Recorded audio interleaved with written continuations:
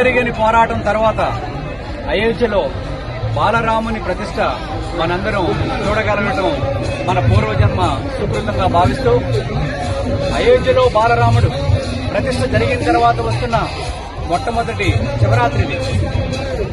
మన ప్రీతం ప్రధానమంత్రి నరేంద్ర మోదీ గారు జన్మస్థలం గుజరాత్. అక్కడ వెలిసి ఉన్నది సోమనాథుడు. అలాగే మన నరేంద్ర మోదీ గారు పార్లమెంటుకు ప్రాతినిధ్యం వహిస్తుంది వారణాసి. అక్కడ ఉన్నది విశ్వనాథుడు. సోమనాథుడు, విశ్వనాథుడు నరేంద్ర మోదీ గారిని వెన్నంటి ప్రోత్సహిస్తూ దగ్గరుండి నడిపిస్తున్నట్టుగా అనిపిస్తూ ఉంటుంది మనకి. మన భారతదేశ సాంస్కృతిక ఆయనకి వెన్నంటి నడిపిస్తున్నట్టుగా మనందరం చూడవచ్చు.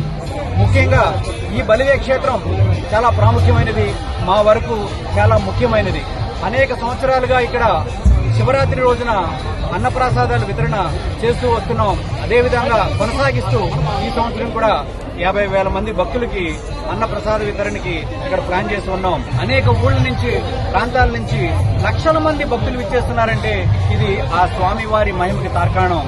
ఆ స్వామివారు అలాగే అమ్మవారి దీవెనలు అందరి మీద ఉండాలని ఆశిస్తూ ఓం నమః శివాయ. రుద్రదేవ మహేశ్వర.